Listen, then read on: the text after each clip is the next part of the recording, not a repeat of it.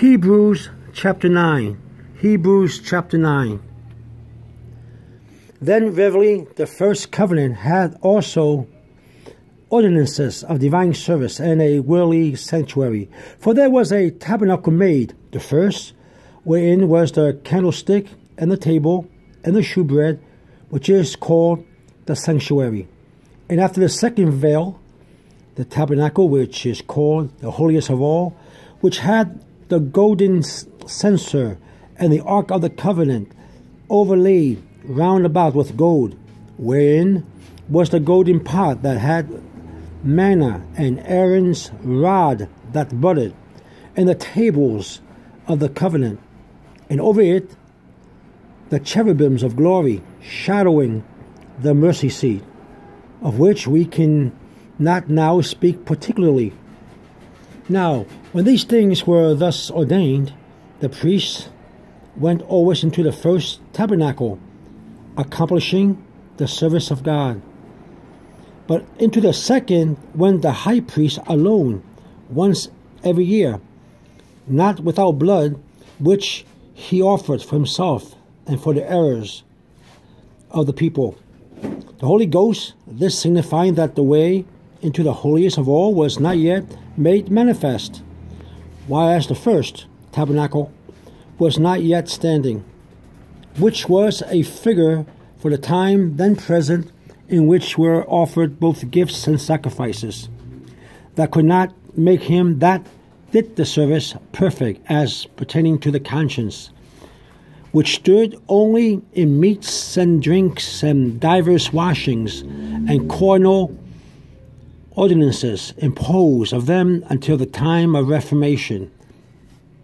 But Christ, being come an high priest of good things to come, by a greater and more perfect tabernacle not made with hands, that is to say, not of this building, neither by the blood of goats and calves, but by his own blood he entered in once into the holy place, having obtained eternal redemption for us. For if the blood of bulls and of goats and the ashes of an heifer, sprinkling the unclean, sanctifieth to the purifying of the flesh, how much more shall the blood of Christ, who through the eternal Spirit offered himself without spot to God, purge your conscience from dead works to serve the living God?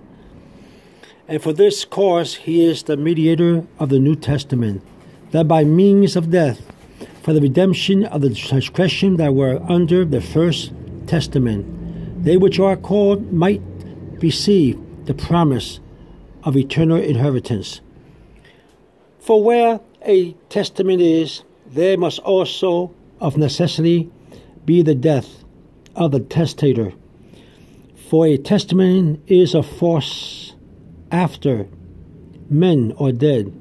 Otherwise, it is of no strength at all while the testator liveth. Whereupon neither the first testament was dedicated without blood. For when Moses had spoken every precept to all the people according to the law, he took the blood of calves and of goats with water and scarlet wool and hyssop, and sprinkled both the book and all the people, saying, This is the blood of the testament which God hath enjoined unto you. Moreover, he sprinkled with blood both the tabernacle and all the vessels of the ministry. And almost all things are by the law purged with blood, and without shedding of blood is no remission. It was therefore necessary that the pattern of things in the heavens should be purified with these, but the heavenly things themselves with better sacrifices than these.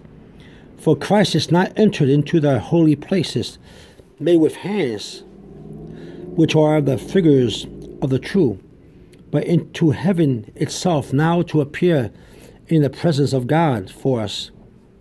Nor yet that he should offer himself often, as the high priest entereth into the holy place every year with blood of others. For then must he often have suffered since the foundation of the world.